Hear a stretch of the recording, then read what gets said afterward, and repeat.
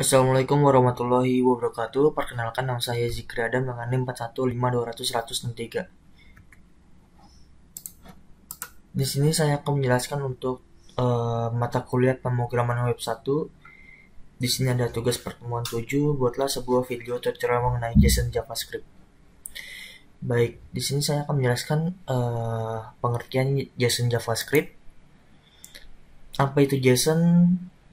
JSON atau JavaScript Object Notation adalah sebuah format untuk menyimpan dan menukar informasi yang dapat dibaca oleh manusia. Filenya hanya memuat teks dan berekstensikan. JSON pada artikelnya akan membicarakan tentang apa itu JSON, kegunaannya, dan juga bagaimana JSON dapat meningkatkan performa website kita. Nah, di sini di sini saya akan menjelaskan untuk apa itu JSON dan apa kegunaannya. JSON merupakan format yang menyimpan informasi terstruktur dan biasanya digunakan untuk mentransfer data antara server dengan klien. File tersebut biasanya lebih simpel sekaligus lebih ringan, dan file ini merupakan alternatif dari XML atau Extension Markup Language yang memiliki fungsi sama seperti JSON. Developer menggunakan JSON bersama dengan Ajax. Lalu di sini ada atau biasanya disebut Asynchronous JavaScript and XML. Kedua format ini dapat bekerja sama dengan baik untuk mencapai asynchronous loading dari data yang tersimpan, yang berarti website tersebut dapat mengupdate informasi tanpa harus merefresh halaman. Proses ini lebih mudah dilakukan dengan menggunakan JSON daripada XML atau RSS. Terlebih sekarang ini, dengan banyaknya website yang menggunakan Ajax, file JSON juga menjadi lebih populer. JSON juga memungkinkan user untuk merequest data dari domain berbeda dengan metode bernama JSON-NP dengan memberi teks script. Jika tidak, Anda tidak dapat mentransfer data across domain karena adanya peraturan same origin. Untuk sintaks JSON sendiri, di sini untuk membuat file JSON dengan benar, Anda juga harus mengikuti sintaks yang benar. Ada dua elemen dari objek JSON, yaitu key dan value. Untuk key harus dalam bentuk string. Key berisi urutan karakter yang diapit oleh tanda kutip. Value adalah tipe data JSON yang valid. Value ini dapat berbentuk array, objek, string, bolan, angka, atau null. Untuk objek pada JSON diawali dan diakhiri dengan kurung kurawal. Di dalam kurung kurawal tersebut dapat berisi dua atau lebih key atau value dengan tanda koma yang memisahkan keduanya. Sedangkan tiap key diikuti oleh simbol titik 2 untuk membedakannya dengan value. Untuk contohnya ada di bawah ini. Di sini ada petik 2 New York, di sini country. Country itu untuk negara. Ini city untuk kota New York. Country untuk negara Amerika, United States. Nah, di sini pada contohnya ada dua pasang key atau value.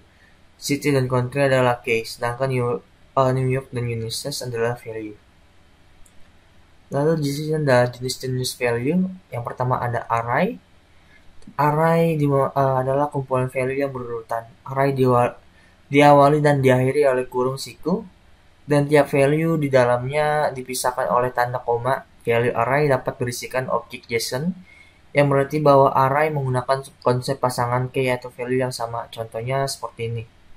Ada student, first name Tom, last name Jackson, first name Linda, last name Garner, first name Adam, last name Chower. Informasi antara kurung siku adalah array, yang mana pada contoh ini memiliki 3 objek di dalamnya. Jadi di sini ada kurung siku.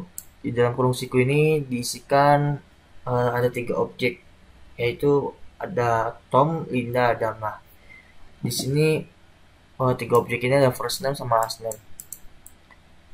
Lalu nanti untuk diakhiri dengan tutup kurawal lagi. Oke, lanjut. Objek. Sebuah objek memuat key dan value. Ada titik 2 di akhir tiap key dan juga tanda koma setelah tiap value. yang mana akan memindahkan tiap objeknya. Kedua pun berada di dalam tanda kutip objek. Jadi di sini sebagai value harus mengikuti rule ya, yang sama seperti sebuah objek seperti employees, first name Tom, last name Jackson. Nah, pada contoh tersebut employees adalah case, sedangkan semua yang berada di dalam kurung kerawal adalah objek. Jadi di sini adalah employee ini kita bisa dikategorikan dengan sebuah key. Lalu untuk yang berada di dalam kurung ini adalah objek. Jadi objeknya misalnya ada first name-nya Tom, last name-nya Jackson itu dianggap objek. Lalu untuk string adalah urutan dari karakter Unicode 0 atau lebih. String diapit oleh dua tanda kutip ganda. Berikut ini adalah contoh bahwa Tom merupakan string karena merupakan serangkaian karakter di dalam kutipan ganda. Nah, di sini kita bisa lihat first name-nya ada first name Tom. Jadi di sini Tom ini merupakan string. Tipe datanya string karena merupakan serangkaian karakter di dalam kutipan ganda. Angka. Nomor dalam JSON harus berupa bilangan bulat atau bilangan titik mengambang seperti contohnya ada di bawah ini. Age bisa dibilang umur, misalnya 30. Karena kan kalau untuk angka memang harus seperti angka 1, 2, 3, dan 4 dan seterusnya. Lalu untuk boolean menggunakan true and false sebagai value seperti married, false, null menunjukkan bahwa tidak ada informasi apapun. Blood type-nya null. Null berarti ini tidak ada. Menyimpan data JSON. Nah, dua cara menyimpan data JSON yaitu dengan objek dan array. Yang pertama akan terlihat seperti ini. Ada first name Tom, last name Jackson, gender male. Lalu untuk kurung kurawal menandakan bahwa teks tersebut merupakan objek JSON. Di dalam objek ada 3 pasang key atau value yang dipisahkan oleh tanda koma. Tiap pasang terdapat key seperti first name, last name, dan gender, diikuti oleh titik 2 untuk membedakannya dengan value Tom Jackson male. Value pada contoh di atas adalah string, itulah mengapa value berada di dalam tanda petik seperti key. Menggunakan array.